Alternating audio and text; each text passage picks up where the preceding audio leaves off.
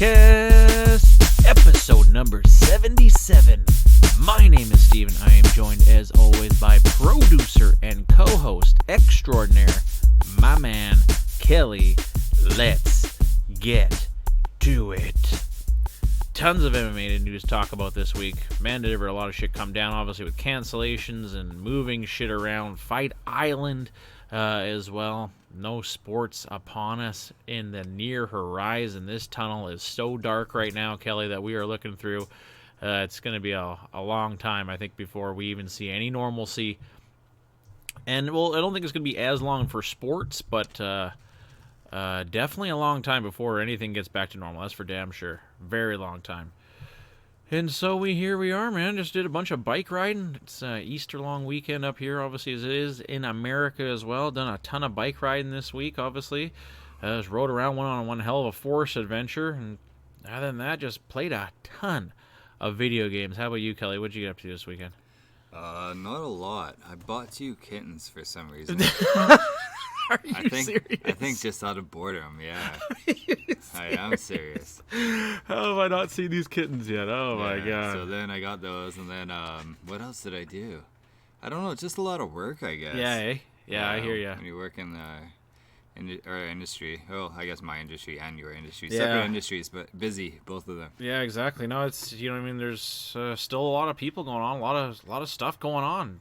Stuff has to move, stuff has to be built, people need their food, and life goes on. Hopefully we see some stuff get eased in the coming months, and not going to be longer than that, really. You know what I mean? I'm just being selfish. I'm just bored, damn it. Just being selfish. There's not a whole hell of a lot going on right now, obviously. Yeah, you know everything's pretty much closed down. Yep. Unless you're just like riding through the forest or something. Like yeah, exactly. Yeah, that's kind of what I've been doing. I did have fun. It was a bit of a trek, though, that's for sure. Just since the forest had there was like a pathway that was quite overgrown, but man, was it ever overgrown when we went with my kids, and whoof. We had to do some major bushwhacking through this stuff, but you know what I mean? We made it through, and we always have fun doing it. Without further ado, let's get to some MMA news. Obviously, the biggest elephant in the room, UFC 249 officially postponed. It will not take place. Justin Gaethje stepping up for no reason.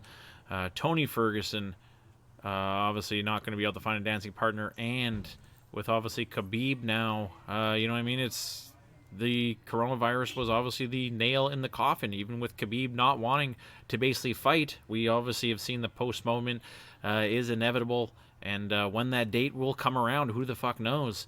I don't think they're going to have this one on Fight Island. I think they're going to try to find native land for this one, as that's where it was rumored to be taking place, was Tachi Palace, who actually have their own even fighting organization, the TF. The Tachi Palace, the TPF. So, you know, they put actually on some decent shows. I think they actually may be on Fight Network. I could be mistaken.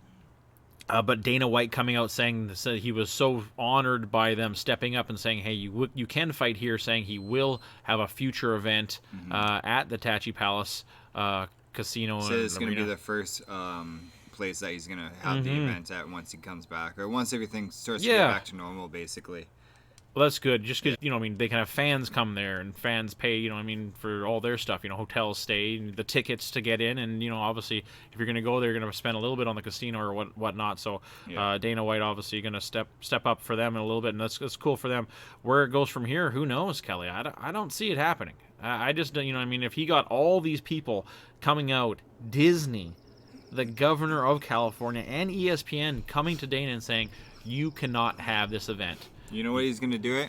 He's gonna do it on the what do you call it? The Fight Pass, because you can have that on Xbox, you can have that on your computer, you can have that on whatever. You can still get pay-per-views off of that. Yeah. I remember one time, like when Fight Pass just came out, I think they gave away a free pay-per-view, and it totally crashed their servers because they didn't expect so many people to be streaming it at once. So we'll see what happens with that, but I think they're just probably gonna do the pay-per-views on Fight Pass, and then have all the shows on Fight Pass, and then if you want to watch the smaller events or whatever, you're just gonna watch them on Fight Pass as well. You may just have to pay like maybe a smaller amount, or maybe they raise the price of Fight Pass, or maybe they have like special features like Fight Pass and then Fight Pass with like fight nights and Right. fight pass with the pay-per-views, and that's like even more per year. Who knows? Yeah, exactly. Why not, right? Especially, Yeah. if UFC wants to step above with being, the only real sport to come out of this, still being able to do it.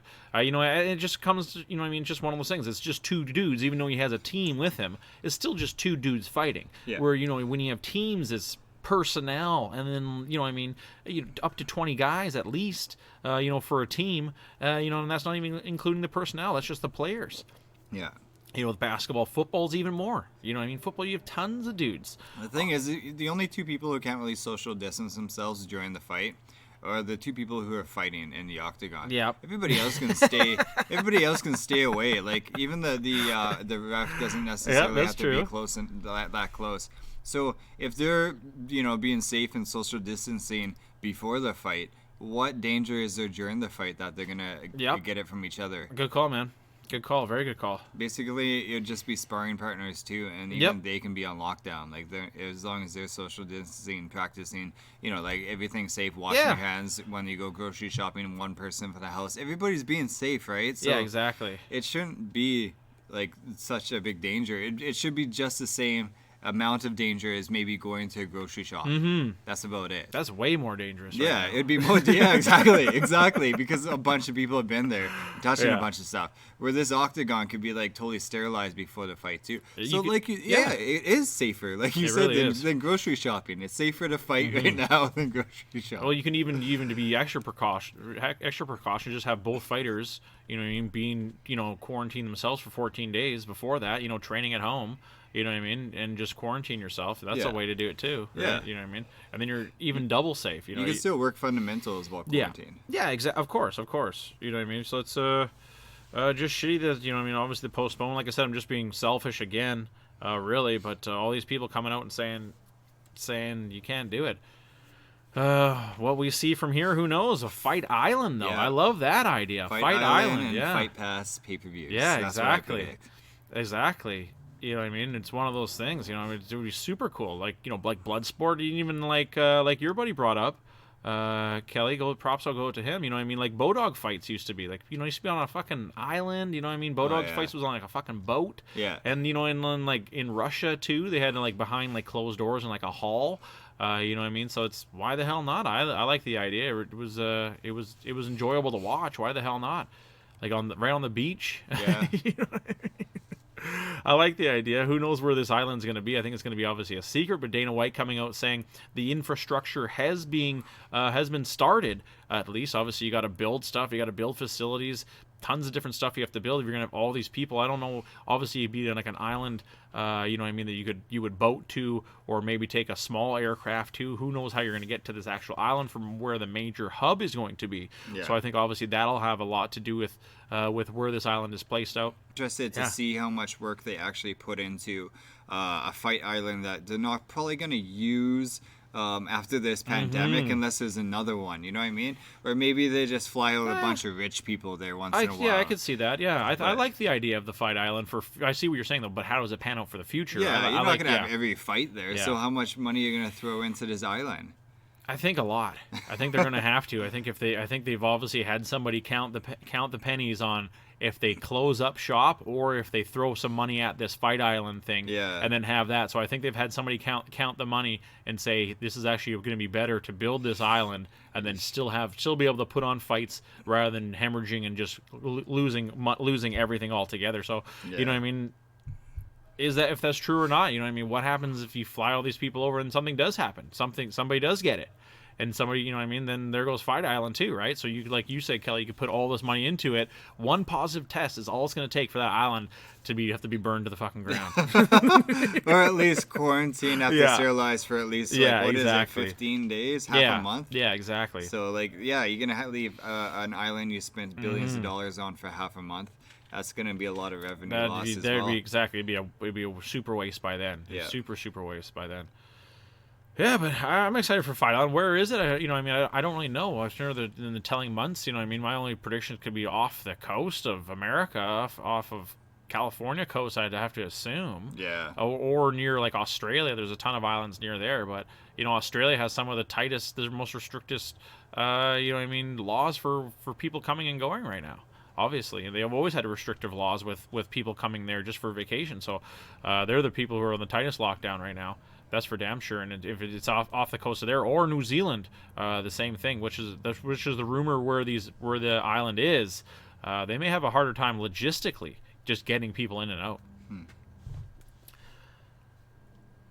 Moving along, let's talk about TJ Dillashaw claiming he will be getting an instant title shot once he returns from his suspension, which will be up in January. You know what I mean? Which really at this at this point in time, January is looking very viable for a time to start fighting again at events where people are actually going to go to. They're not on an island. You know what I mean? But I don't know if I totally agree with that. After losing to Cejudo and then failing, he was the former champ. Do you think he deserves it, Kelly? I don't think he does. No, I think he's been out for too long. He got knocked out in his last fight with Cejudo, where he tested positive for PEDs. Man, I think the circumstances around it warrants him not getting a rematch, right away for a title shot. Or not a rematch, but a title fight, basically. It could potentially be a rematch. It really could. Yeah. You know what I mean? It definitely could. Obviously with Cejudo, or who is even going to be, have that belt by then, you know what I mean? Only time will tell. But yeah, I hear you on that. I agree. I don't think he deserves I agree with myself. I don't think he deserves an instant title shot. One fight is all he needs, though. That's all I'm saying. I'm not saying he needs to go start back at the bottom. I think one fight is plenty enough. Obviously, it have to be a win, and then you could get that shot. I think it'd be interesting seeing him fight Jose Aldo. I think that'd actually be a pretty interesting fight, to tell you the truth. What about Sean O'Malley? Oh. Yeah, exactly. I forget how that dude's only 135. That's insane. That is absolutely insane. The guy is massive for 135. It's just ridiculous. He looks like he should be fighting at 170. He is skinny, obviously, but still. Dude is strong gigantic. And skinny. Yeah, exactly. He's kind of like Stylebender. Lanky. You don't see these lanky dudes. Super strong lanky dudes. That being said, with the 135-pound division, Jose Aldo obviously has to bow out of his fight, UFC 250 now. That one's obviously super up in the air now, too. What the hell's going to happen with that card? Obviously, this one is rumored to be at the Fight Island, the first fight at Fight Island, but Jose Aldo basically cannot leave Brazil due to visa issues. That's what we're going to see right now. We're going to see these logistic problems, visa issues. People are not being able to leave or come to their country, and if they have left the country, they may not be able to come back. And that's obviously Jose Aldo has just bowed out for that reason. So the person who will face Henry Cejudo is none other than apparently Dominic Cruz, leapfrogging the whole division, off a huge layoff. Yeah. It's rumored that Dominic Cruz will be replacing Jose Aldo if the fight goes back on, and challenging for the 135-pound belt. I thought, what an odd move, but hey, I guess there's not a lot of takers. There's not a lot of dance partners right now. Yeah. And Dominic Cruz in UFC has always stuck with the plan. The first guy says yes, you got to go with him. So I think they asked a handful of guys, and Dominic Cruz was the first person to say yes, and they had no choice but to go with him. I don't mind the matchup. Maybe stylistically, who knows what happens? I don't see really Dominic Cruz being able to fight Henry Cejudo. Could he, Kelly, though? Could he somehow leapfrog and win the title back? See, I think that Kobe Garbrandt and TJ Dillashaw are both better than the Dominator. So yeah. I think Henry's gonna beat him. Yeah, I think so too. Yeah, I'd put Dom right underneath those two guys. Yeah. Maybe. Nothing wrong with that, exactly. But I think it's maybe, especially coming off a long layoff too, Kelly. You know what I mean? And you're gonna fight for the belt against one of the the toughest 125 and 135 pounders on the planet. Yeah. In Henry Cejudo, that's gonna be a tough matchup. I see a similar outcome from when he fought TJ Dillashaw. Yeah. Yeah, I see a similar outcome too. You know what I mean? Him just really kind of rushing him and using his strength and with his hands. Dominic Cruz is decent at wrestling, but he's nowhere near the wrestler that TJ Dillashaw was. So if Henry Cejudo wants to draw that out too and take him to the ground, I don't know. He's done great against, Uriah Faber really could never take him down, but I don't know if you could really compare Uriah Faber's wrestling to Henry Cejudo's. You know what I mean? Obviously, Henry Cejudo won a gold medal, so you know what I mean. It's no disrespect to Uriah Faber. You know what I mean? You can't really place a dude's wrestling skill against a guy who won a gold medal. That's really that's pretty high up there. You know, when it comes to wrestling pedigree, especially when it comes to Olympics, it is super killers of killers. People have to go through tons of trials just to even get to the Olympics, especially in America. There's a little bit of a separation between, you know, like wrestling and MMA wrestling. Of course. But once you get that gold medal in the Olympics, you're on a different level. Of course. Yeah, exactly. I think Cruz has a small chance though, Kelly. But like you said, man, you know what I mean. His you know what I mean, being a gold medal Olympic athlete is, you know what I mean, I think is going to be the little tail of the tape that edges him above. I can't see Dom putting him Cruz. away, like knocking him out. So he's going to have to move and dance the whole time. I just can't see him being able to do that. Maybe work a stiff jab. Yeah, maybe it's got to be one hell of a stiff jab through the entire night. But only time will tell. Well, even if that fight even goes on. That's the thing. Even if this fight even goes on. Moving right along. Speaking of dudes who are in that light division and you want to go lighter, Cody Garbrandt saying he is going to move down to 125 and save the division, in his own words, is what he had said. But hey, they need more good lifeblood down there. I don't know. He is a smaller dude. He is a smaller dude. To get down to 125, though, I don't know if he can do it, Kelly. What do you think? I think he can do it. I think he's going to be looking like someone we just mentioned, Sean O'Malley. I think that's what he's going to be looking like at that division in that weight class.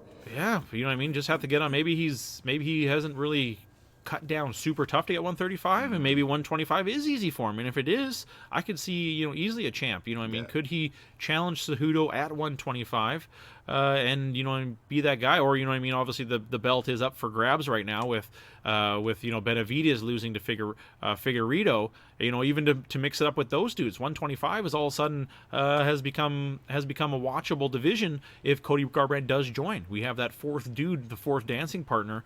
You know what I mean? In a guy who, you know what I mean? But that's the thing. You know what I mean? We've always talked about this in the show time and time again. A guy who is forced out of his weight class to go down doesn't always work out in their favor, but it has worked out for some dudes. Maybe going down can help them out, but in these lighter weight classes, speed is always a factor, and maybe these last few knockouts have just taken just a hair off Cody Garbrandt. He's not old enough to have lost a step, but maybe those knockouts have caused him to lose that step, and he didn't look very good in his last fight. That's the thing. He did not look very good in his last fight, so only time will tell if 125 is the remedy for his slump, and Cody Garbrandt could potentially win the title. Tons of dancing partners, though. Tons of dancing partners.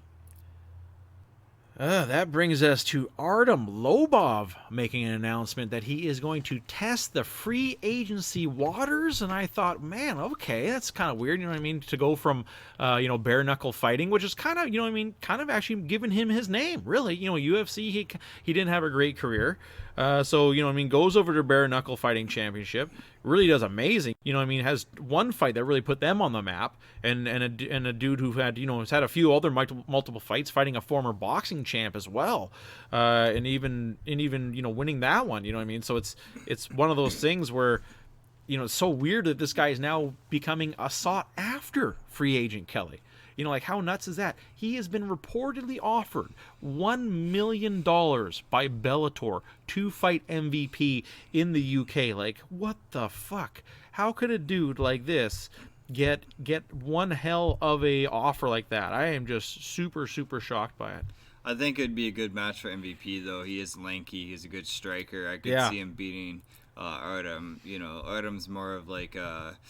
what would you call him? Like a head down swing. Hard nose. Yeah, exactly. You're so right with that. So I think it would be a good match for MVP if they just want to take someone with a name, someone who fought a former boxer in Paulie, so now boxing fans know him.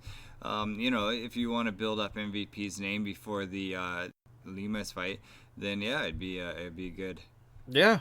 Good way to build up that hype. You know, it's $1 million, but you get a fight out of it and you get advertisement out of it. I can't believe, like I said, he's going to make bank off that fight.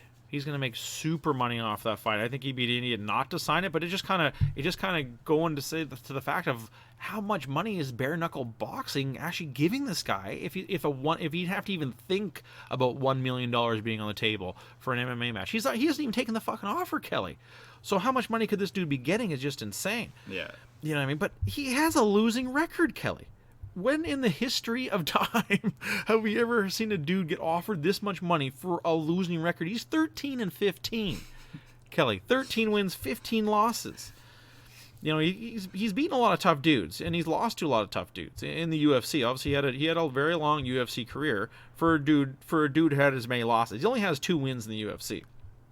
2 wins, 5 losses in the UFC. All by decision, though. That's the thing. I can't remember him having a boring fight, though. That's true, exactly. That's true. Exactly. You know what I mean? But how a dude's gone that many decisions is just insane. I think that's what obviously wins people in his favor. Is he just tough as hell, and he puts on a good show for a decision. His earlier careers is really nobody's. It's absolutely filled with absolutely nobody's. He lost to Andre Winner, who was on the Ultimate Fighter, the UK version, and then that's it. He lost to Ryan Hall in the Ultimate Fighter finale. Loses to Alex White. Beats Chris Avila, Teruto Ishihara. And then loses to Cub Swanson, Andre Fili, and then Michael Johnson. Yeah, I mean, it's just insane. It's just absolutely insane. The dude can come over. You know, just losing. He lost to Jason Knight he obviously got TKO'd with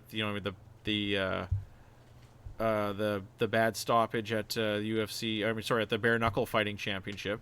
But beating Paulie Mangiolini and Jason Knight the first time. You know, he's only got 3 fights too. Like I'm just fucking, my mind is boggled how a dude has risen to stardom with such a bad record. That's insane. I know, it pays to be Connor's best friend, I guess. I think that has a little bit to do with it. I think that definitely has a little bit to do with it.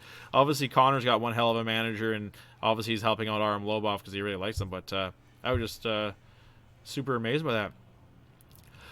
Speaking of the bare knuckle fighting championships, they have made a huge splash in signing former boxing champion Shannon Briggs. Like, holy moly, now you got a heavyweight in your division, a former boxing champ. What a huge announcement. Totally legitimizes the heavyweight division. It really does. It puts the whole heavyweight division on notice. The dude's older. He's obviously 48, but still, you know what I mean? He was an absolute killer in the ring. Let's do a little breakdown here of Shannon Briggs. Looks like he's an older dude. 88.3% knockout to win ratio. That's pretty. That's pretty damn good. And now you've just given that dude no gloves. You know what I mean? He's won a silver at the Pan American Games in Havana in 1991 at heavyweight. Another sport that's super hard in the Olympics, and amateur boxing has got some real killers in it. He actually fought K1 too. He only had one match where he knocked out Tom Erickson. Tom Erickson's actually a tough dude, but obviously Tom Erickson was older as well. The big cat. Good. He was a MMA kind of a legend, earlier American MMA dude. Most of these dudes were just massive dudes who could fight. He's 60-6 is his record in boxing. What a hell of a record. Recently, when was his most recent fight? He actually got KO recently in just 2016, so about 4 years ago. Yeah, just almost to the days, May 21st, 2016. So about 4 years he's been removed. Good enough time to recover. Yeah, I think so. Yeah, I think it's kind of one of those, especially at his age, good enough time to really step back, maybe heal up some injuries. Obviously, these dudes he's fought in are total cans, but he has had a ton of knockouts in his later years. He only lost to Klitschko recently, unanimous decision back in 2010, so that was a while back. 10 years, yeah. Yeah, exactly. Goes to no contest with Marcus McGee. Sultan Ibrahimov, he lost to as well, unanimous decision. Tons of KOs though. Let's go, champ. Yeah, tons of KOs. He definitely deserves the instant title shot. Did he even have a belt for a heavyweight division? I don't know. Yeah, I don't know. I think he did. He lost to Lennox Lewis. He got TKO'd by Lennox Lewis. But other than that, he doesn't really have any major losses. Daryl Wilson, he got TKO'd by.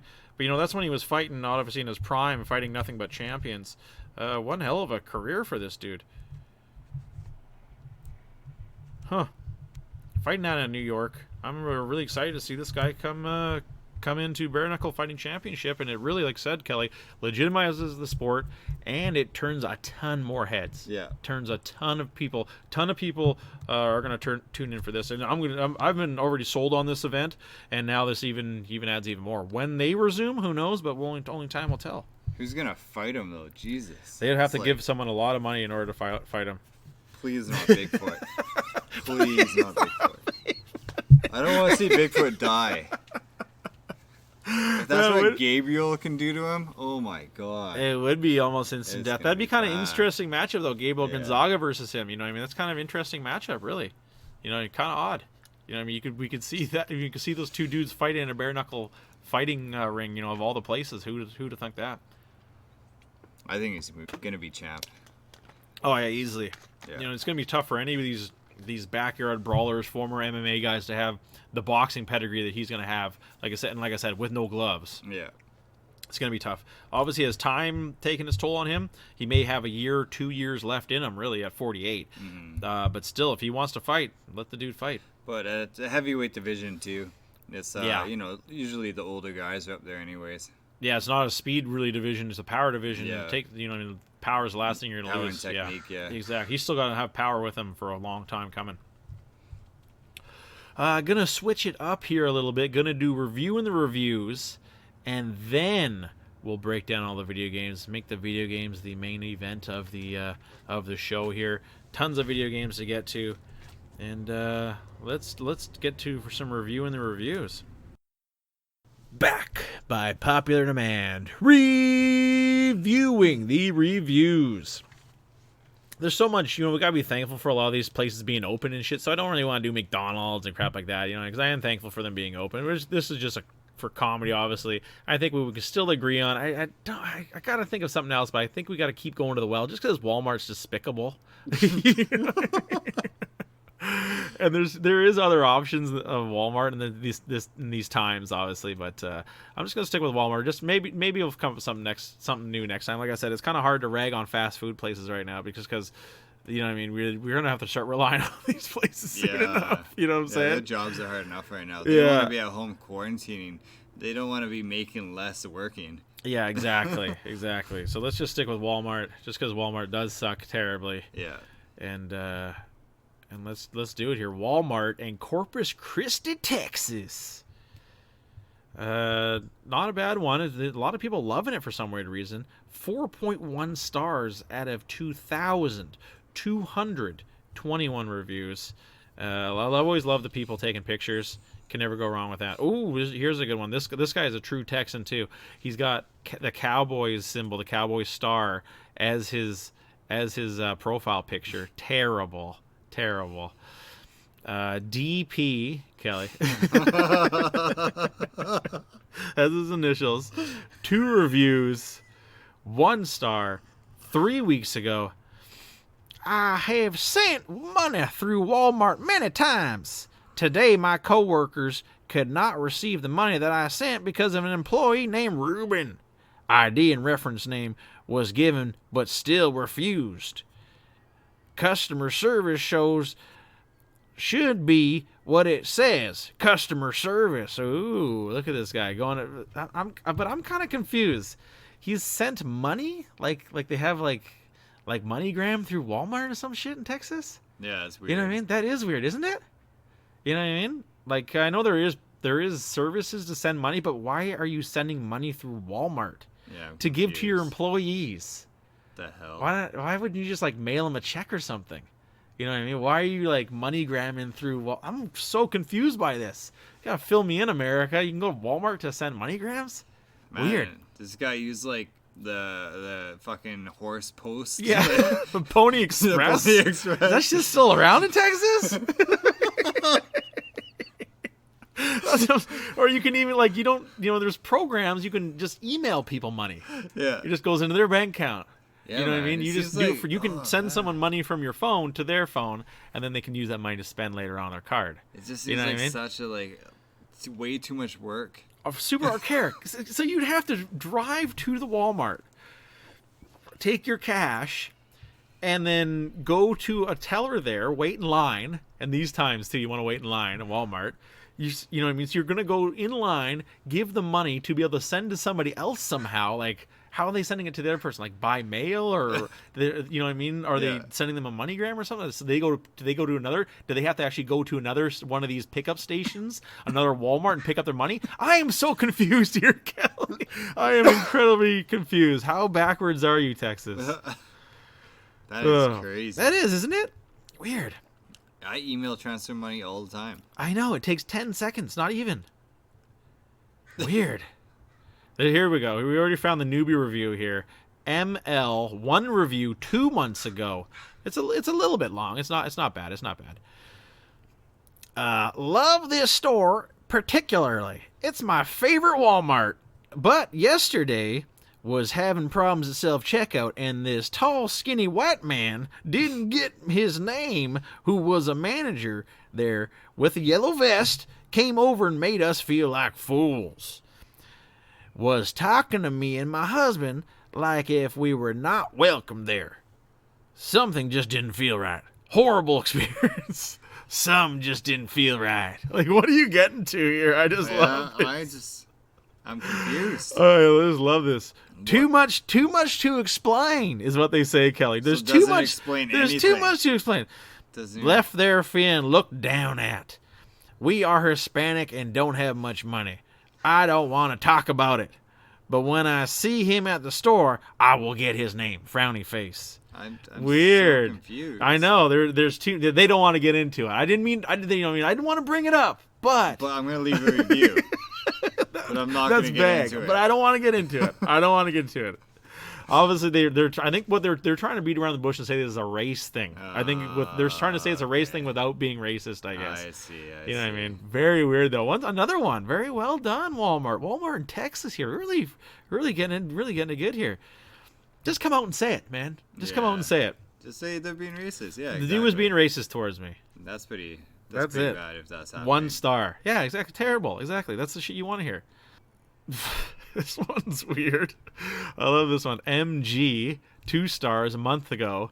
Looks like they have holiday stuff and got rid of regular stuff. Need more cashiers. Holiday stuff? What holiday's coming up? It was a month Easter. ago. Well, that's pretty proper. They would have Easter stuff. You know what I mean? Yeah. Weird, though. Need more cashiers. Well, short and sweet. Put to the point. Don't they have those self-checkouts? Yeah, exactly. Yeah, they have the self-checkouts. That's why they don't have any more cashiers. They fired all the cashiers. Nobody wants to touch those anymore. Now you have to use the self-cash. So you have to use the cashiers now. Yeah, exactly. There's no self-checkout. Would you want to touch one of those things right now? Oh, it's all covered in Corona. It was covered in poop before. The least of the thing is going to be covered in Corona. Oh, man. Okay, this is good. ML, 12 reviews, one star. A lot of people who haven't really done a lot of reviews on this one. Rushed here with 10 minutes to spare to buy shaving cream because the Staples Walmart was blocked off. Had blocked off their shaving cream aisle. But Walmart clerk would not let me in. They close at 11, not 10:50. That's pretty ridiculous. I hear where they're coming from, but you know what I mean. I think if you arrive in 10 minutes too, you got to expect to maybe have the store closed. I hear where she's coming from though. I think you know what I mean that if people can get in underneath that limit. Yeah. You know what I mean? I think you know what I mean. You get this. The store closed at 11, so if there's still people shopping, they obviously got to stop shopping, bring all their shit, and be done with it. I say, man, if your doors say open from one time exactly. to another time, it has to be that time. 100%. You have to schedule people after that time Yeah. to start blocking off the aisle, or not even block it off. All you have to do is clean them at that point, because there'll be nobody in the aisles, right? So Exactly. yeah, you just schedule people later. You don't schedule like right until closing. That doesn't make sense. No, not at all. Bad management. Yeah. Someone should have reviewed that.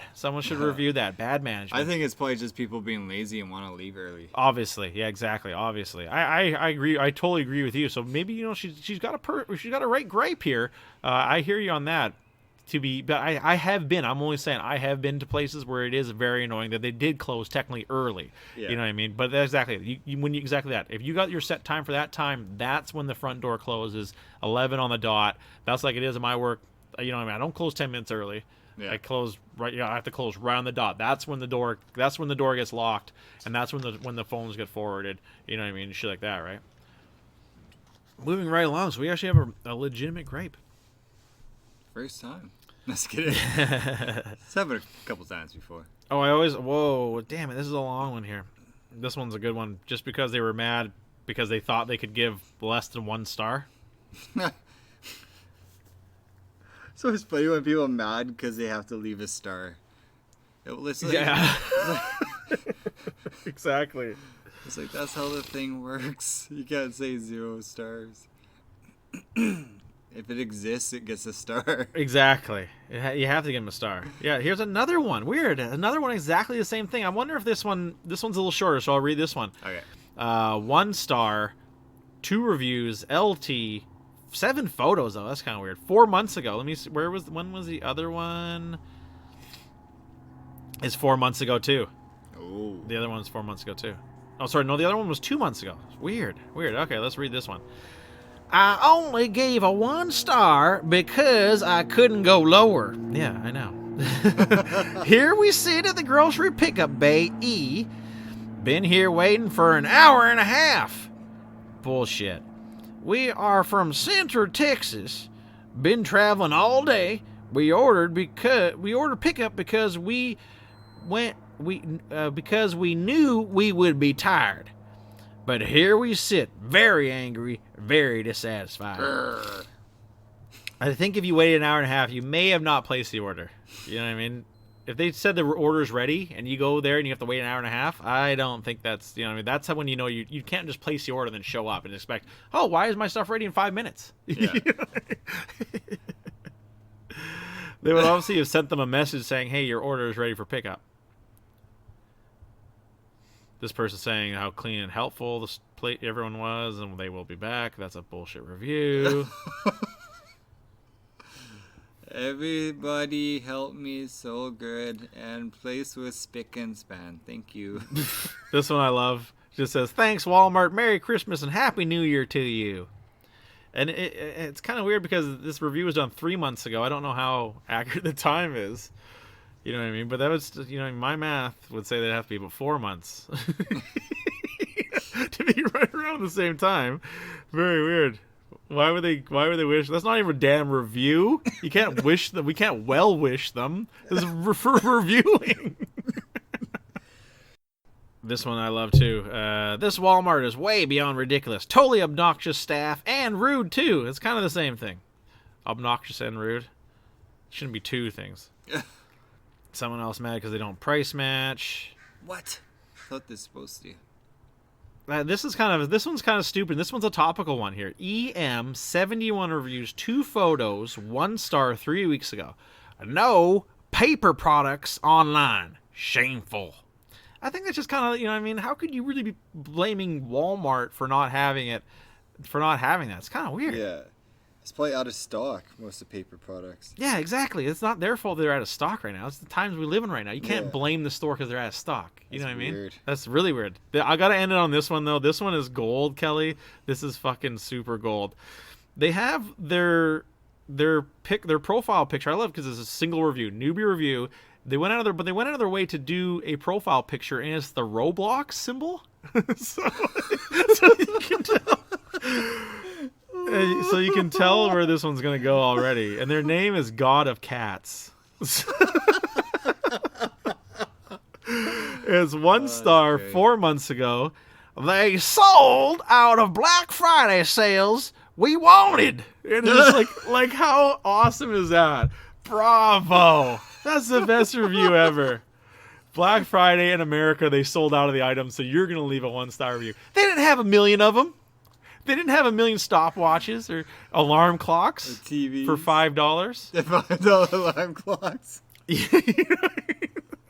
That's always the craziest when people are fighting over like alarm clocks and like just shit, like cordless phones. Yeah. Like, what the fuck is wrong with you?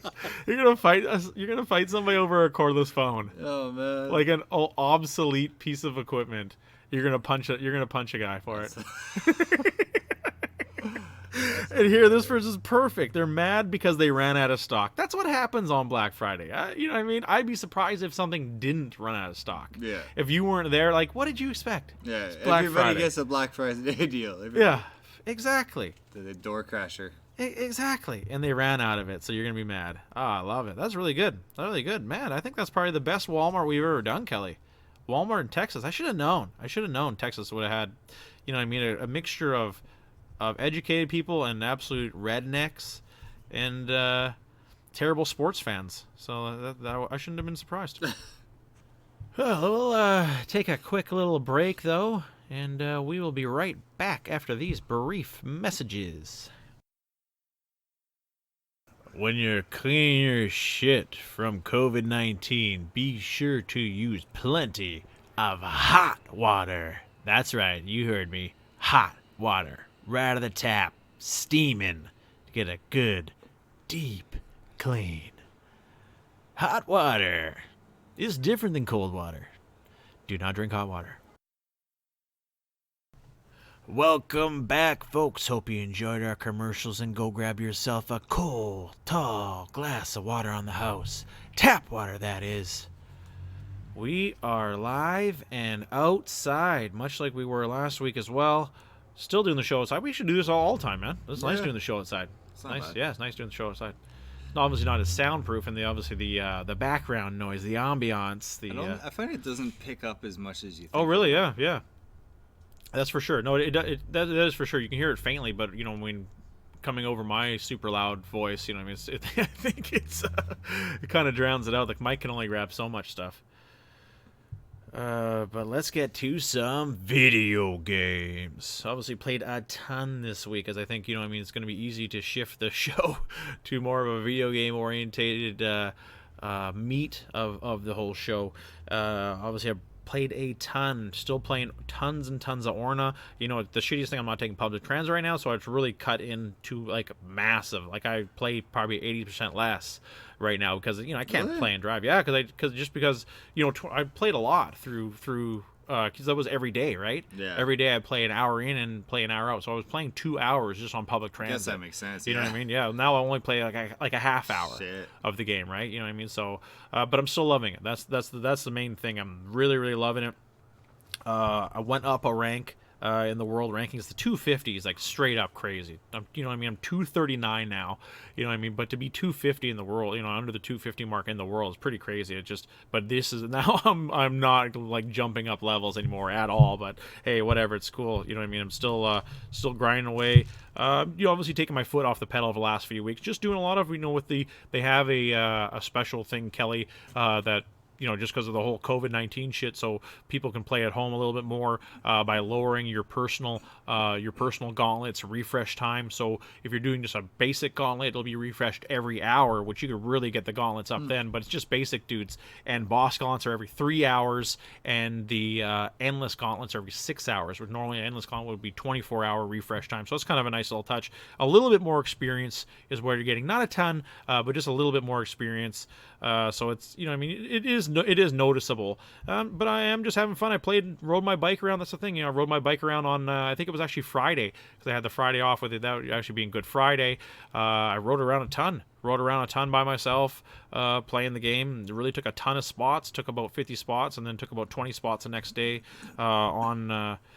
on Saturday when I went for my forest adventure, just because, you know, the forest is just one of those spots. But the really cool thing, I didn't think it'd make much of an impact, as I bought some new pets, but the pet that I didn't think would make as much impact and has really changed my game plan is the Mighty Mimic.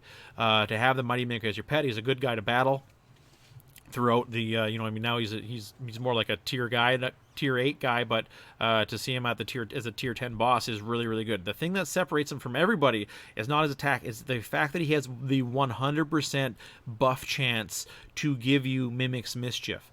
So he has the 100% chance to give you Mimic's Mischief. So what I have done with this, Kelly, for battling, it's almost flawless strategy. I will use my Summon Dead 2, which is an attack that takes 2 turns, but it just smashes a dude for a ton of damage.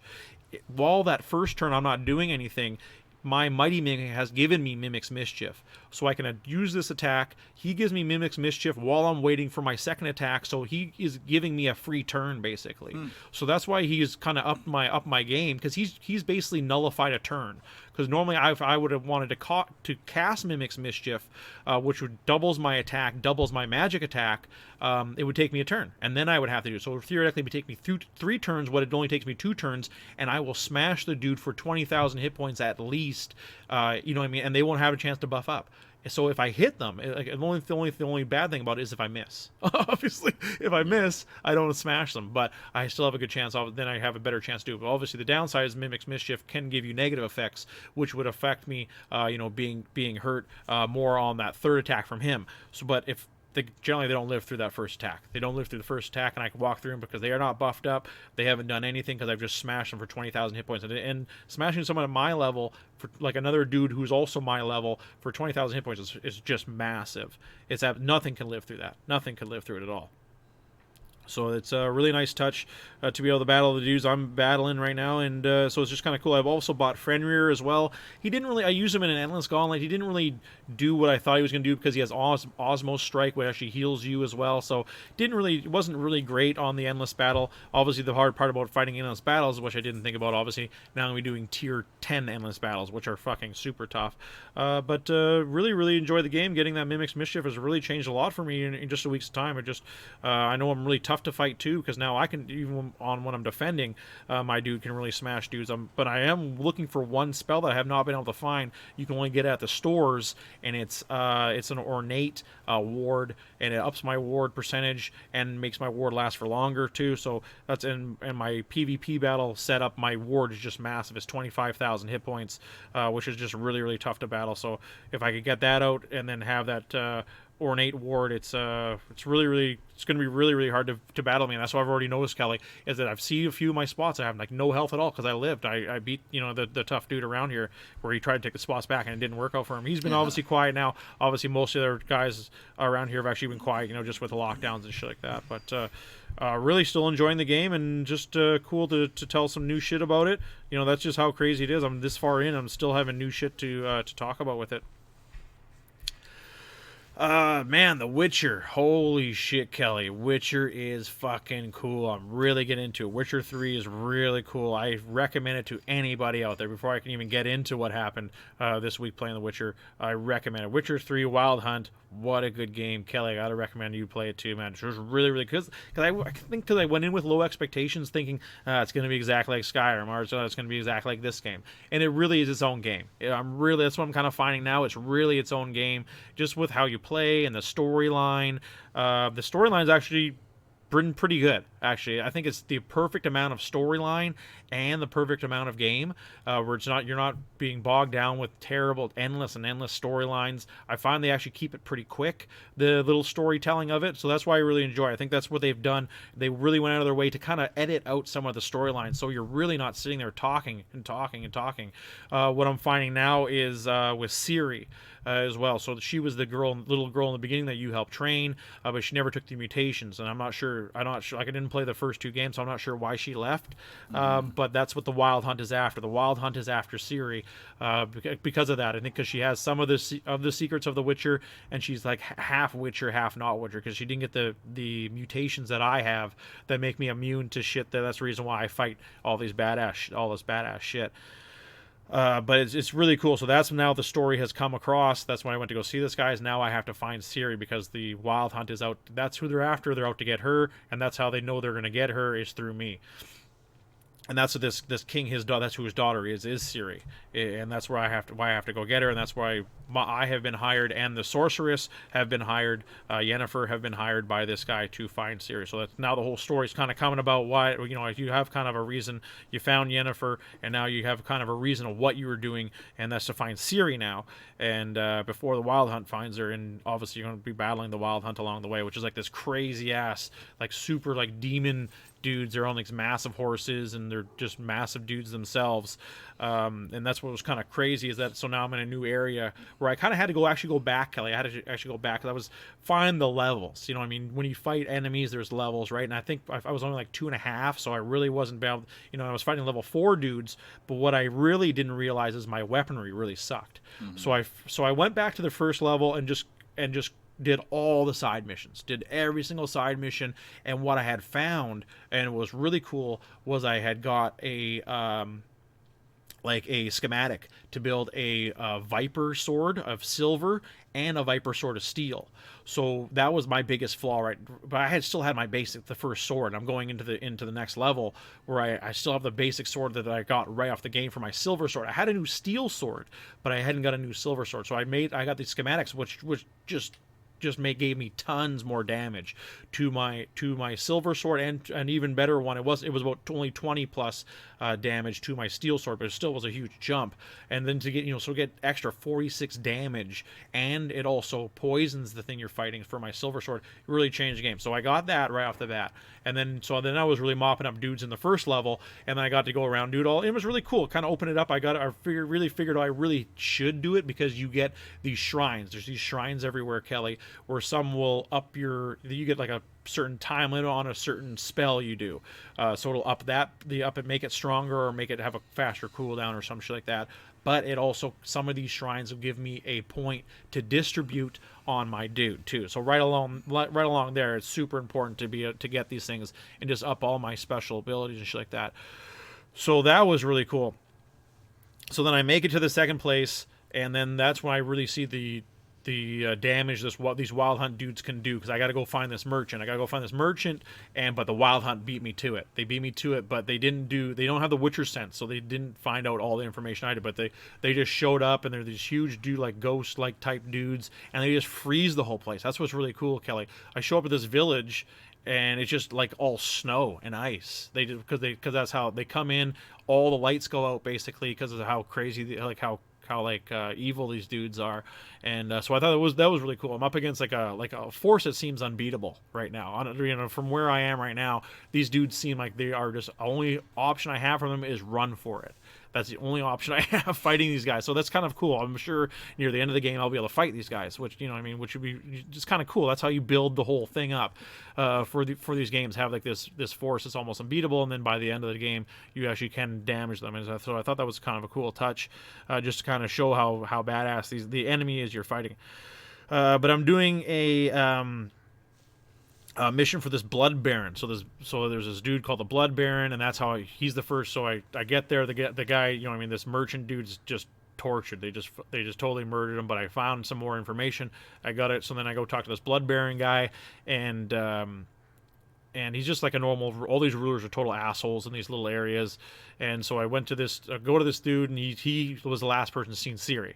And so that's kind of where the story happens. And the story is fucked, Kelly. Like, it is just, that's what I'm finding. I'm really loving it, because now I'm just like, next mission after next mission, I'm just like, okay, what happens next? I really enjoy the storyline for that, and I'm always like, okay, cool, what's happening next? And so I'm really like pushing through the main storyline missions, because I really enjoy them. I think, there's a method to the madness, really, when you're playing these games. To do, that's always the thing. Do you focus totally on side quests, Kelly, or do you focus on the main mission, right? And I've kind of had this, I've played a lot of these type of games with all the Morrowind, Skyrim I played multiple times, and we're just one of those things where you do a little bit of both. Mm-hmm. You kind of work it in, you do a little bit of both, and then maybe you break off for a little while from the main quest and do a bunch of side missions. But I think this game fits perfectly to be able to let you do whatever you want, with the exception of, now I'm in such a big map, I have noticed there is way tougher dudes. So I think that's a lot of people don't like the whole like having it on like a grid, of leveling. Well, this dude is too high of a level, so I can't even hurt him at all. So why is he anywhere near me, right? Why is he anywhere near me? So I haven't been totally pissed off by it. I just found, hey, a group of dudes are way too strong for me. I just booked it and went to a different part. Okay, I'm not supposed to be here yet, so Yeah. so I have no problem doing that. Might be just part of the game, not being Yep. able to fight them, so you have Yep. to run, like just getting that little adrenaline rush Yep. of being chased, right? Exactly, that too. Exactly, which is running is a big part of this game. But it's kind of cool that they do like these little like this to tell the story of Siri. I go like actually play through this. So that's the thing. I tell this guy's looking for his wife and his daughter. Yeah. They've disappeared, but obviously you find through the storyline that they left because he's like an abusive dude, obviously, and but so then just one more thing after another. So I find out they leave, then I gotta go find this other dude who can tell me why they left. And and so he's like this crazy paler is what he's called, and he like can see shit. So I have to go save. Then of course, in order for him to help me out, I have to go save his goat. Oh, things like his goat got away, so I have to go save his goat. And then all this. So I get him, and then I find out more. But then I find out there was a miscarriage. She had a miscarriage. The wife. That's the reason why she had left. But he didn't dispose of the body properly. So now, since I'm a Witcher, right? So this is what the shit that happens. Yeah. So since they didn't dispose of the body properly, it had came up as like a demon, as a botchling is what it was called, and it was just like it was fucked, Kelly. Like it was fucked. Like look, it was like basically like a little baby crawling around. It looks like a demon baby that crawls around, and it just was crazy. So I got to kill it. No, wait. Well, that's the thing. That's what I wanted to get to, was these time decisions. Yeah. In the game, you have these time decisions, either A or B. Yeah. Obviously, one is don't kill it, one's kill it. Yeah. But it's on a time limit, and they have said on these time things, if you don't pick, there's grave circumstances that shit'll really fuck you up afterwards. So I don't know if it'll affect the storyline or if I just die or something. You know what I mean? So I chose not to kill it. Oh, I chose not to kill it. But no, that's the thing. There was another option that he tells the story. It's a bit more harder, but you can rebury it properly. And give it a name, rebury it properly in a certain area, and then it'll actually come up as another thing, and then actually guide me on my quest. Like that's how crazy this fucking story is, man. So, but the other option was to kill it and bring it to this dude. He could find out what happened. Yeah. So, I don't kill it. We got to bring it up to the castle so we can bury it properly, give it a name. And then as we're going up there, obviously I'm getting attacked by all these fucking wraiths and shit like that. That's the problem being a Witcher, I guess, is when you're doing these special mystic things, shit happens. And that's what I've noticed with this level. So we bring it up, bury it properly, and then I had to wait for a whole day. So I had to wait a whole day at the gravesite, and then it came up as this other thing. I can't remember what the heck it was called. And then this thing is like a little ghost thing, and I have to follow it. And then I was like, so I have to follow this little ghost thing. He's like a kind of just like a bright image. And I follow him, and of course now I'm fighting other cool dudes I haven't come across before. Other cool like weird like monster stuff. I fight a lot of dudes. I fight a lot of guys, and there's odd monsters I fight, but it's more guys I fight. But this was kind of different now, so that these different things I was fighting as well, and then using my Witcher sense to find out, what has happened along the way. So I found along the way that the caravan got attacked. The mother got taken off by some beast, and the daughter is now living in another town. So I haven't, which is really far away. So I gotta go talk to the daughter, and then as I'm telling this blood baron guy more and more, he's telling me more and more about Ciri, and so I help him out a little bit by telling him what's happened to his family, and then he tells me a little bit more and more about Ciri.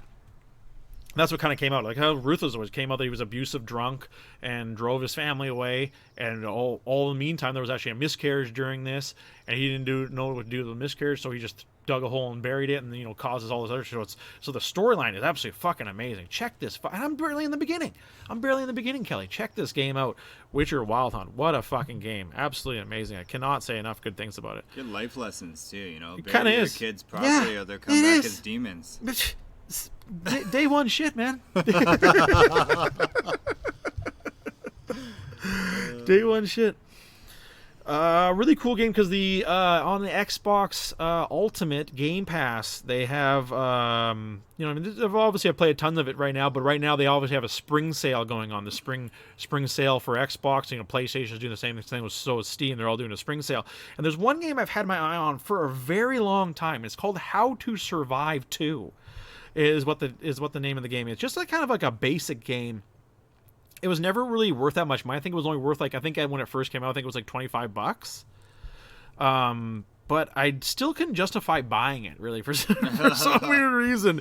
It is just like a basic zombie game. Yeah. But it was on sale for $3.50. So I'm like, all right, I can get it. Yeah. But I thought it was cool because it'd be like a fun couch co-op. And when I found out it was couch co-op, I said, why the hell not? Fun couch co-op to play with my son right now. Obviously, with him being locked up too, kids, need video games right now to just, what a time to be a kid if you like playing video games, really. Because that's really what you're supposed to do, just stay home and play video games. So I got it for us to play. It doesn't have great reviews. It really doesn't have great reviews. Only 6 out of 10 on Steam, 67% on Metallic, and 7.5 out of 10 on Keen Gamer.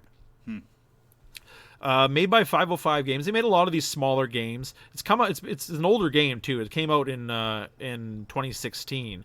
But it's like a simple game. It's kind of like more like an RPG style, Kelly, where you have a team. You can actually play with up to 4 people in your team, and it's a survival zombie game. So you get different. You find different materials, and you upgrade your gear, or you use it for healing and different shit like that. Like simple stuff like finding herbs and having cloth, you can make a bandage, shit like that, right? So it's cool that way with the crafting. It's simple that way. That's why I haven't found any really guns yet.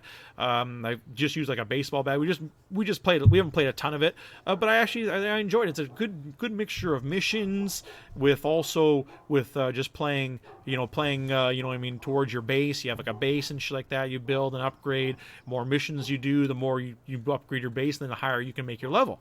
It's simple. I actually like the physics of it, and I think that has to do with the 505 Games. I think that's kind of what makes it actually pretty fun, is just the straight up physics of it is pretty smooth. You have combos, you have a light attack and strong attack.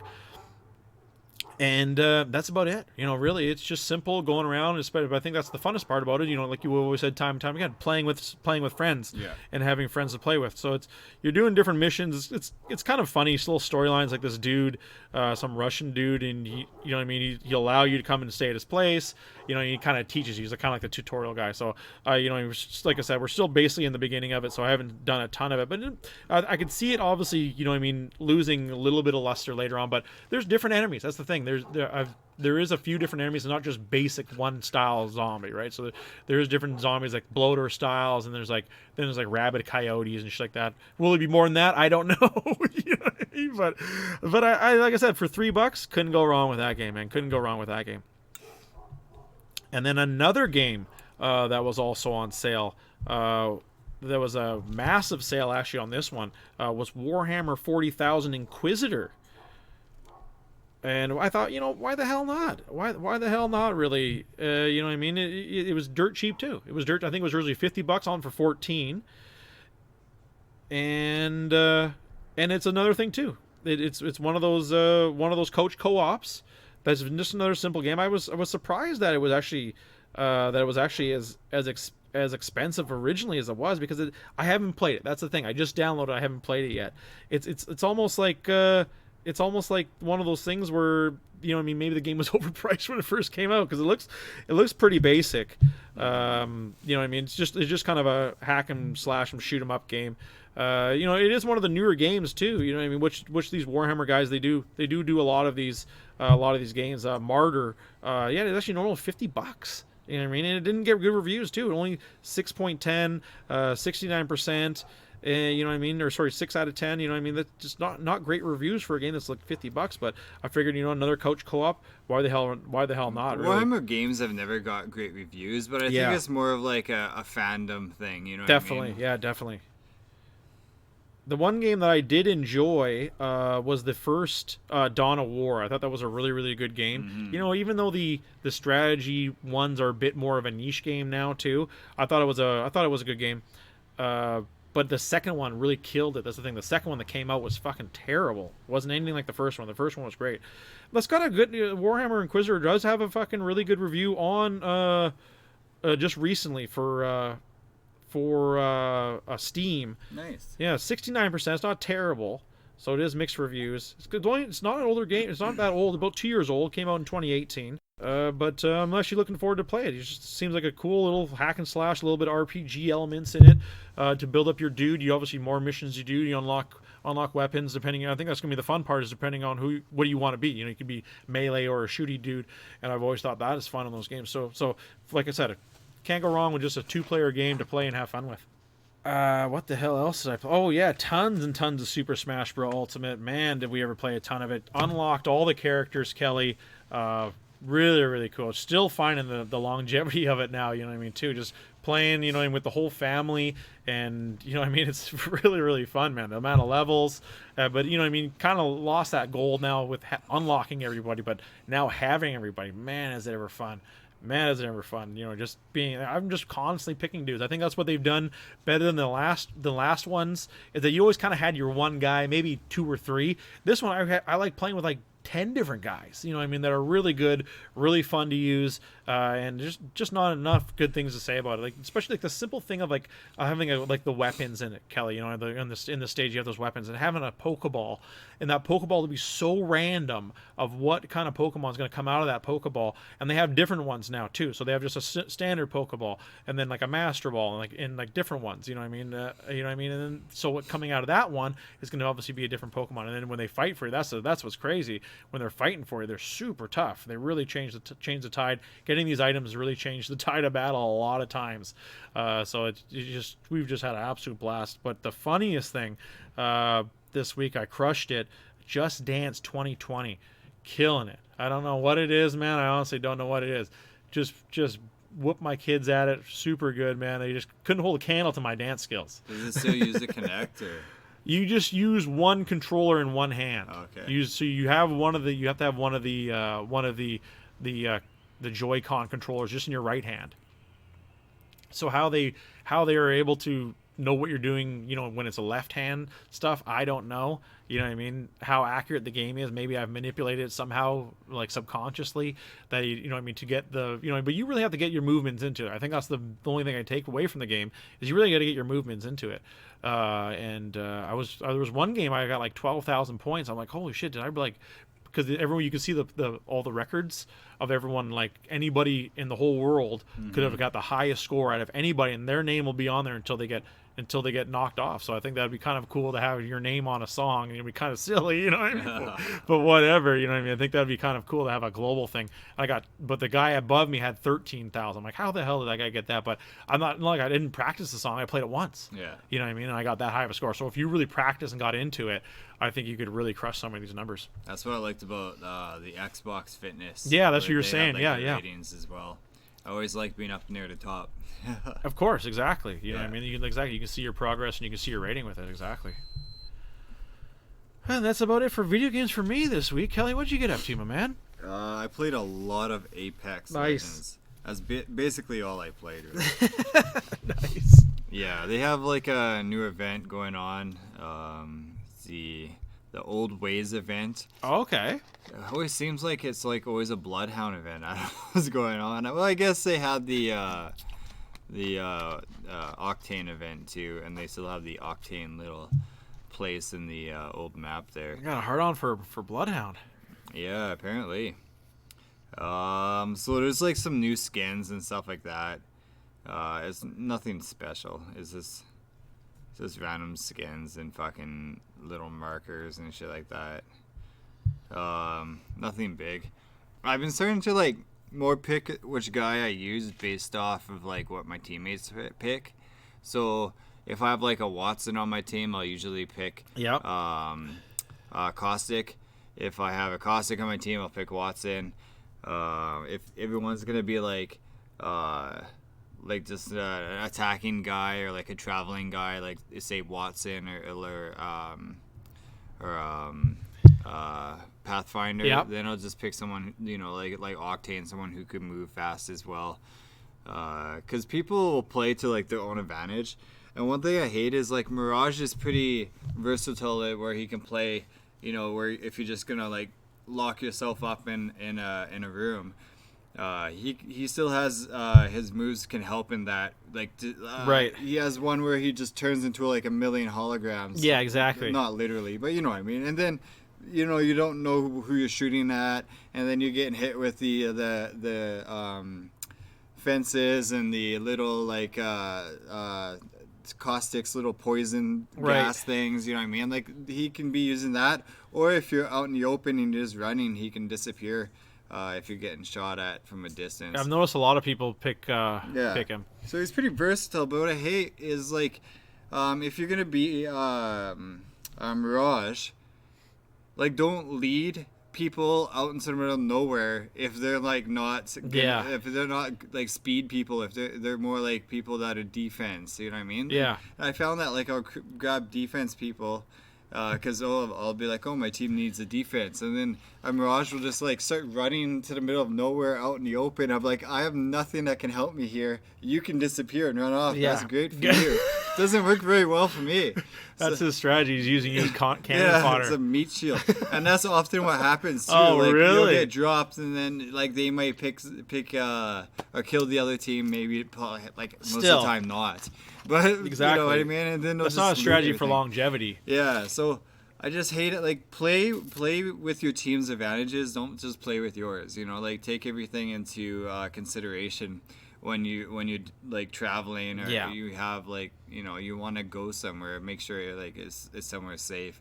Like another game I played.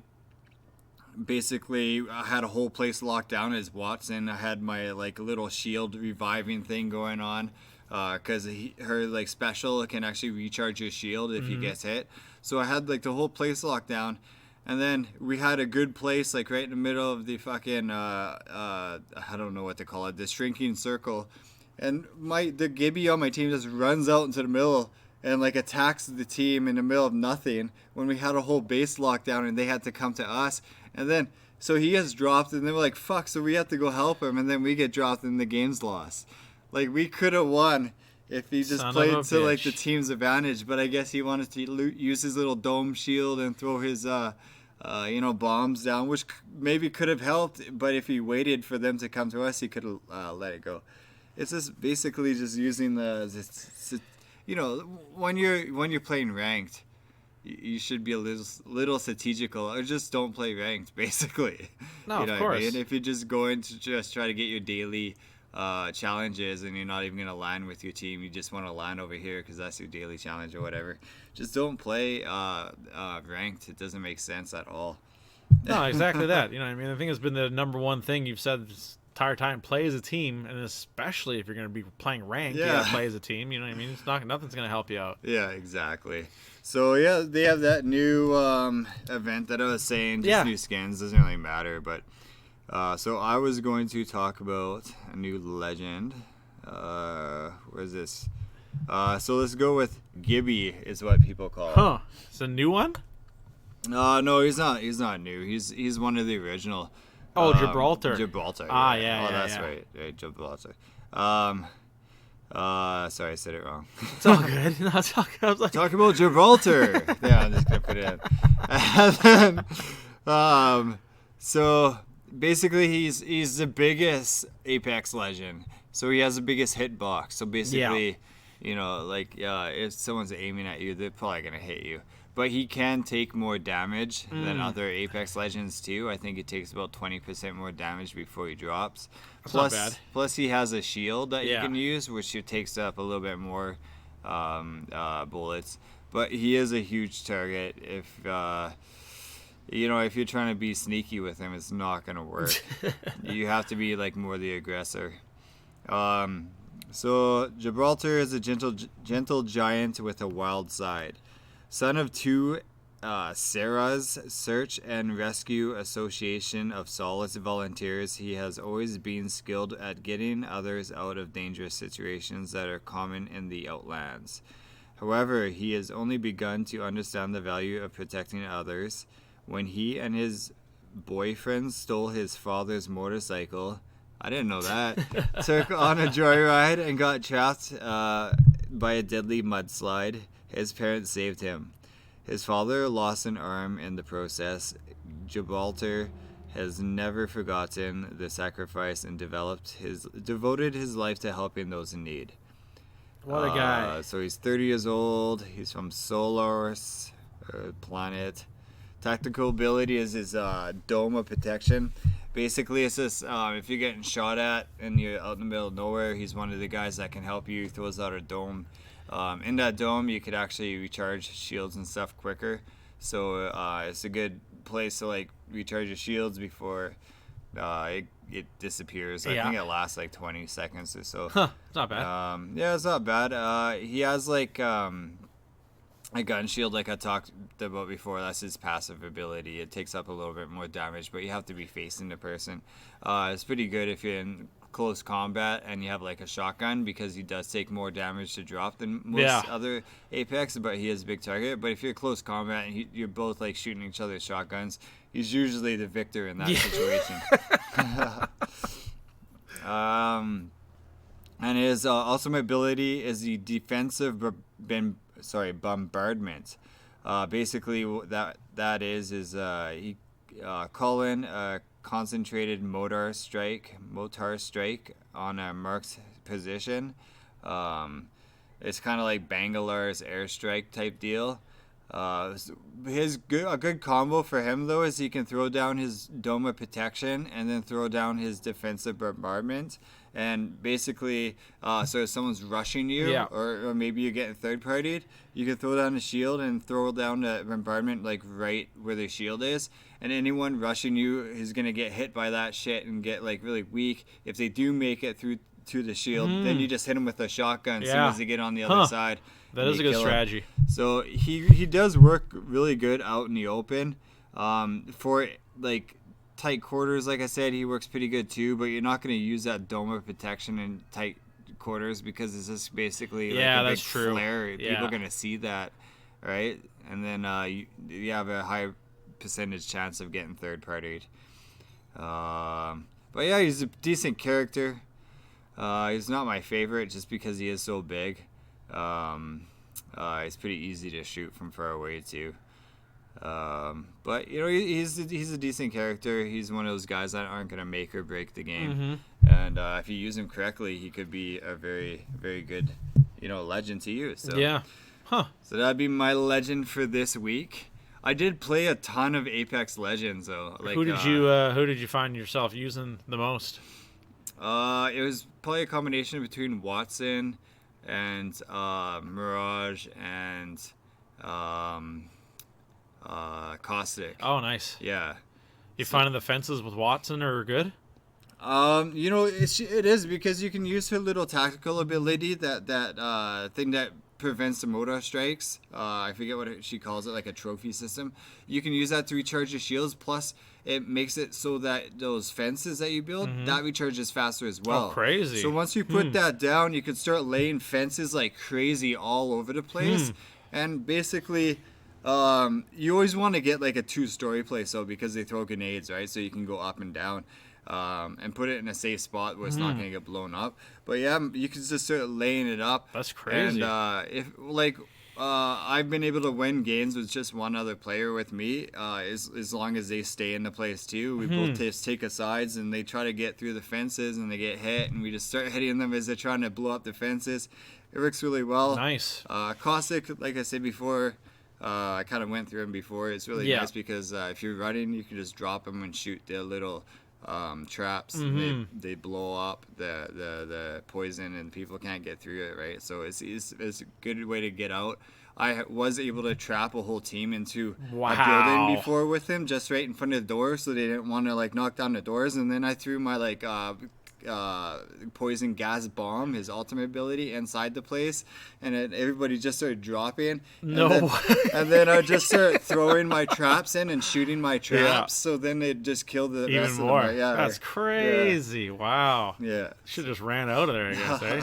Dumbasses. So yeah, I've been using Watson a little Nice. bit more. I've actually didn't know before that that little trophy system actually recharges your ability to that is crazy, fences faster. So once I found that out, I was like, oh, this is actually pretty damn useful.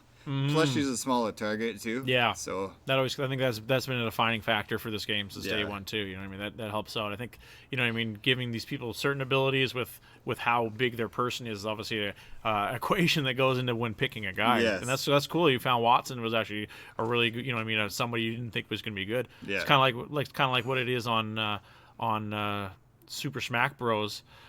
Smash Brothers because it's you know, it's one of those games where there's a lot of characters on it. And maybe you find one that's you never thought was going to be good, and they're super, super good. yeah. Well, that's cool, man. Yeah, I've been Apex using her a Legends. lot more than Wrath now. Because Really? Wrath, Wow. The only reason I use her, well, one was because she's tiny. Yeah. So it's hard to hit her. But the second one is she kind of had that fuck off ability where someone's Yeah. shooting at her, she can Just disappear for a little bit. But I find the trophy system and the fences actually are more of an advantage in any given That's big game time, that yeah. I played. Yeah. So could you stop her from doing that smoke ability from her turning invisible? Is that what the trophy system does? No. That would be that Revenant. He can throw like a grenade that Oh, prevents okay, yeah, everybody that from guy. changing. Her trophy system's more just like blocking like grenades and like, really? Wow. yeah, like anything thrown, and then if anything's launched basically at you, like Gibraltar's motor strike, basically it would block that as well. Wow. Yeah. Yeah, I can see what you're saying then. Yeah, especially if it was just normal grenades too. Like, Yeah. that's crazy. Yeah. So she's like very well rounded. Yeah. The only thing I don't like is that thing on her back that kind of like blasts off electricity that you can kind of see like from a distance. But other than that, you know, she's still pretty small, so you That's can cool. kind of like Yeah, zigzag Huh. away. that's cool. Yeah. Yeah, I'm kind of looking forward because there's not many more days of the season left, and I'm kind of looking forward to like getting a new legend, seeing what that's gonna Yeah. be, because I think there's maybe like 30 more days left, something like that. Holy Probably moly. less than that. Probably less than that. I think there were 30 last time we talked, so probably like 20 now. Yeah. Yeah, man. I don't know. So Any it should- rumor have they had any rumors of who it is going to be? You know, I've been googling it and I haven't seen anything yet. So Pretty, they're pretty like Fort yeah, Knox. they're keeping it locked down this time. So I'm hoping it's not because they don't have one coming because of the whole pandemic. But you know, looking forward to seeing who's next. That's hilarious. Yeah. I know, eh? That would suck if they didn't. Of all the things, you know what I mean, that people want to see is that people want to have new content to be able to do something with. Yeah. Yeah. And- new map, yeah. new character, New game style or yeah. whatever. Just like it's totally refreshed every season before. Mm-hmm. So yeah, it's it'd be sad if they didn't do it. Yeah, very sad. And it always makes it like a new game, adding a new legend Course. too, because it's like a new thing you have to worry about, plus like a new thing you can learn and hopefully use to your advantage as well. So Yeah, new strategies are going to have to be made, right? And Yeah. then maybe this guy will get around other people's strategies, you know what I mean? So it's one of those things. yeah, I think I might actually start maining with Watson though. Really? Wow, that good, eh? Yeah, That's I've been amazing. doing like I've been like a beast with her. Wow. There was one game where, so we're playing, and then I had it was just me and one other guy. We made it like right to the end. We killed one team of 3, but we made it right to the end. And then the circle was getting smaller and smaller. So then what had happened was like right before everybody had to run for this tiny little speck. Yep. I just went down there and fenced it all up. And then Awesome. and then so my guy stayed up in the building though, and then I saw him like in a battle and he got killed. I'm like, I'm not gonna run up there Yeah. because if I do, it's gonna be 3 against 1, then I'll die. I'm gonna stay right in a spot. And then I could hear one guy get dropped as the circle gets smaller as they're running towards it, because at the last circle, it's like it hits you, you're almost dead. Yeah. And then I hear another guy get dropped. I'm like, oh, sweet. And then I see a third guy running across this ladder, and he jumps down right into my cages and dies. And it says, champion. I was like, yeah. Just we're sitting there, that is hilarious. Yeah, and I was just sitting there the whole time, and That I is just watched him hilarious. jump into it. It was amazing. So yeah, I might start maining with her. That's cool. Yeah, Yeah. like I said, especially for that last little spot. You know what I mean? You know, Yeah. that's really when you want that. Yeah. Can people shoot through it? They can blow it up, but Oh, when okay, yeah. when the thing's going that fast, like Yeah. shrinking that fast, it'd take you a while to shoot down all the fences to make it into Right. the middle. It was just too much. That's hilarious. Yeah. That is hilarious. I went crazy with the fences. Well, I know. Last time, right? Yeah. That's hilarious. Oh, man, that's cool. He's probably thinking, fuck, the whole way down. He's unplugging his Xbox at the same time. Yeah. Oh, shit. Oh, that's cool, man. Yeah. That's cool. What video games will we get up to next week? Only time will tell. Just want to give a special shout out to everyone out there listening, tuning in while they're quarantined or just trying to stick to some kind of normalcy. Always appreciate everyone tuning in every week, coast to coast. Hit us up on Twitter @AndNewPodcast, the Stephen and Kelly and New Podcast. Coming to you live and outside. Oh, good show today, man. Good show today. Really ran it, you know what I mean, with the limited news we have. We're still getting a show. It's actually a long show. We're actually still always finding shit to talk about. That's the thing. That's what's going to keep us, man. Strong through this whole bullshit. The whole world will be normal again, folks. It will be. It'll be normal again. Yeah, once eventually. they get that vaccine. It'll maybe be a year, but I think we'll be fine. Yeah. Trudeau was saying like 12 to 18 months, but who knows? Yeah. But he just wants everybody to get, well, not everybody. He wants 60% of the people to get vaccinated before he starts opening everything up again. I could see that. Just to build that herd immunity. Yeah, exactly. All right, then. That just about wraps it up here. Well, then. Yeah, it does wrap it up. Well, then, folks. My name is Steven. And for producer and co-host extraordinaire, you've been listening to the New Podcast. Signing out.